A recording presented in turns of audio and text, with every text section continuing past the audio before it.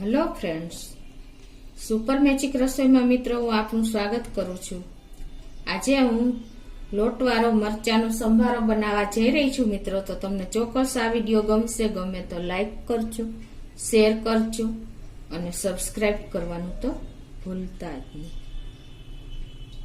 તો ઇન્ગ્રેડિયન્ટમાં મેં અત્યારે 100 ગ્રામ બહુ તીખાઈની અને બહુ મોરાઈની મીડિયમ એવા મરચાં લીધા છે, લીલા મરચાં। અને રૂટીન મસાલામાં આપણે રાઈ, હિંગ, મેથી અને હળદર અને તલ છે, લોટ છે, ખાંડ છે અને પાણી છે અને તેલ જોશે। તો આટલા ઇન્ગ્રેડિયન્ટ આપણે લેશું। આ 100 ગ્રામ મરચાંનો સંભારો મિત્રો આપણે 3 થી 4 વ્યક્તિને થઈ જાય છે અને આ સંભારો આપણા ભોજનનો સ્વાદ અનેક ગણો વધારી દે છે। અને સંભારા વગર તો આપણું ભોજન સૌરાષ્ટ્રવાસીઓને અધૂરું જ ગણાય છે। તો આ રીતે આપણે મરચાંને કટિંગ પહેલા તો કરી લેશું સંભારા માટે। જો તમારે તીખા બહુ મરચાં હોય ને તો તમારે આ રીતે એમ કટિંગ કરીને પછી મીઠાના પાણીમાં બોરી દેવાના, અને બહુ તીખા હોય તો નસો પણ કાઢી નાખવાની। એટલે મીઠાના પાણીમાં બોરશો ને એટલે એની તીખાશ ઓછી થઈ જશે। આ રીતે જો આપણે કટિંગ બધા કરી લેશું। અને તમારા જો બહુ તીખા હોય તો આ રીતે મરચાના બીન્સ અને નસું બંને કાઢી નાખવાની। જોકે થોડુંક આપણે તીખાશ હશે ને તો જ આ સંભારો સરસ લાગે છે। આ રીતે આપણે બધા મરચા કટિંગ કરી લેશું। અને એક ટિપ્સ એ પણ તમને બતાવી દઉં, જો તમારા હાથ તીખા થઈ જાય ને મિત્રો તો તમારે ગોળવાળા પાણીથી અને લીંબુ લગાવીને ધોઈ નાખવાના। અને આ રીતે તમે કટિંગ કરશો કે કાતરથી કટિંગ કરશો ને તો તમારા હાથ પણ તીખા નહીં થાય। તો આ રીતે આપણે મીડિયમ સાઈઝના પીસ કરીને સમારી લેશું બધા મરચા।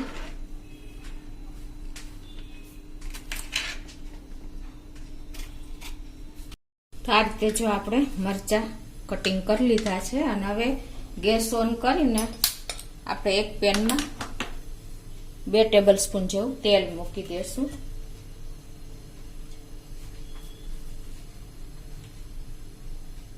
આ સંભારો જલ્દી 5 મિનિટમાં જ બની જાય છે, એટલે આપણે ટાઈમ પણ નહીં લાગે।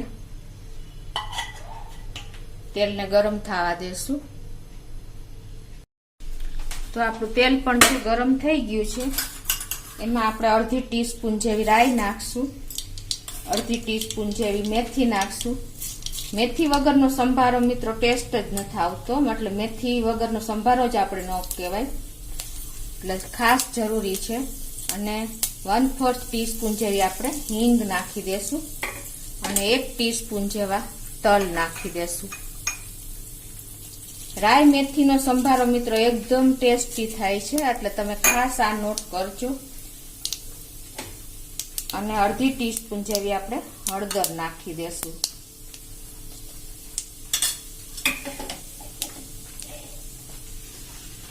હવે આ ક્રકલ થઈ ગયો છે આપણો બધો મસાલો, તો એમાં આપણે આ જે મરચા સમાર્યા છે એ નાખી દઈશું।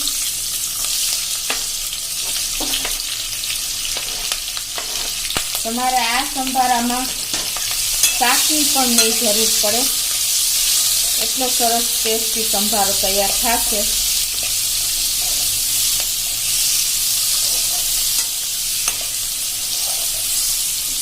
ગેસની ફ્લેમ મિત્રો આપણે અત્યારે મીડિયમ રાખી છે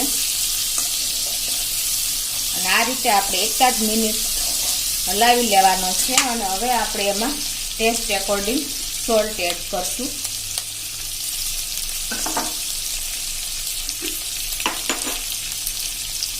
એક ટીસ્પૂન જેવું આપણે નાખી દઈશું મીઠું।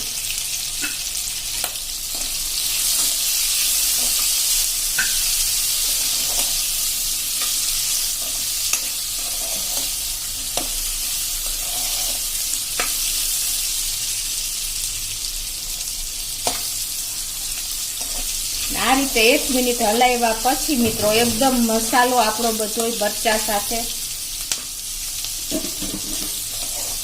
સરસ ચડી જાય તેલમાં, મરચા પણ સેજ 1 મિનિટ આવી રીતે હલાવી લેવાના। પછી આપણે હવે 1/4 કપ જેટલું પાણી નાખી દેશું। અને હવે આને ઢાંકીને આપણે આ પાણી બોઇલ થવા દેશું. તો જો આપણે ઢાંક્યું ને 1 મિનિટ થઈ અને આપણું પાણી પણ અત્યારે બોઇલ થઈ ગયું છે. તો હવે આ સ્ટેજે આપણે અડધો કપ જેવો આપણે ચણાનો લોટ નાખી દેશું આ રીતે.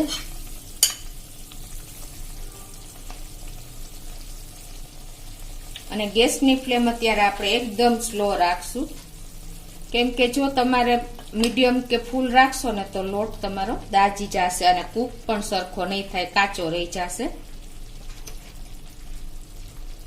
હવે આને આપણે 1 મિનિટ ઢાંકી દેશું અને ગેસની ફ્લેમ એકદમ સ્લો રાખશું. તો આપણે સ્લો ફ્લેમ ઉપર જો 1 મિનિટ થઈ ગઈ છે ઢાંક્યો એને, અને હવે આને આપણે હળવા હાથે એકદમ સરસ હલાવી લેશું આ રીતે.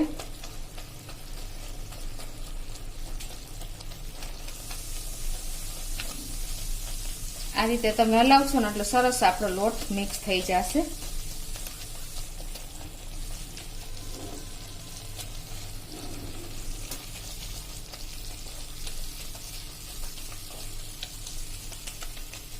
આ રીતે આપણે જો હલાવી લીધો છે, એકદમ સરસ લોટ મિક્સ થઈ ગયો છે અને આપણો લોટ પણ કૂક જ થઈ ગયો છે. હવે આને એકદમ સ્લો ફ્લેમ ઉપર પાછું અડધી મિનિટ ઢાંકી દેશું. હવે જો અડધી મિનિટ થઈ ગઈ છે અને આપણો સંભારો પણ જો તેલ પણ છૂટું પડી ગયું છે. આ રીતે તમે કૂક કરશો ને એટલે આપણો લોટ પણ કાચો નહીં રહે. સેજ આપણે મિક્સ કરી લઈએ જો. અને હવે આપણે આમાં 1 ટીસ્પૂન જેવી ખાંડ નાખશું. જો તમારે તીખો સંભારો ખાવો હોય તો તમે ખાંડ એવોઇડ કરી શકો છો, પણ સેજ ગળાશ હોય ને તો આ સંભારો સરસ લાગે છે. અને અડધા લીંબુનો આપણે રસ નાખી દેશું. ખટાશ, ગળાશ અને તીખાશ બેલેન્સ હશે અને રાઈ મેથીના હિસાબે મિત્રો આ સંભારો એકદમ ટેસ્ટી અને ચટાકેદાર થાય છે.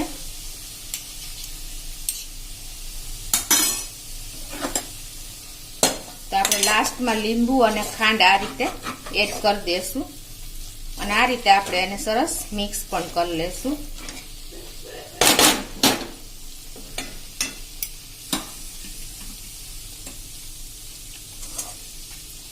તો મિત્રો આપણો લોટવાળો મરચાનો સંભારો એકદમ જો રેડી થઈ ગયો છે.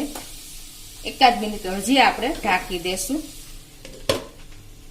ઢાંક્યું ને એને 1 મિનિટ થઈ ગઈ છે અને આપણે સંભારામાં પણ એકદમ ખાંડના હિસાબે સાઈન આવી ગઈ છે અને આપણો સંભારો પણ કૂક થઈ ગયો છે. તો ગેસ બંધ કરી દેશું અને હવે એને આપણે આ રીતે બોલમાં સર્વ કરી લેશું.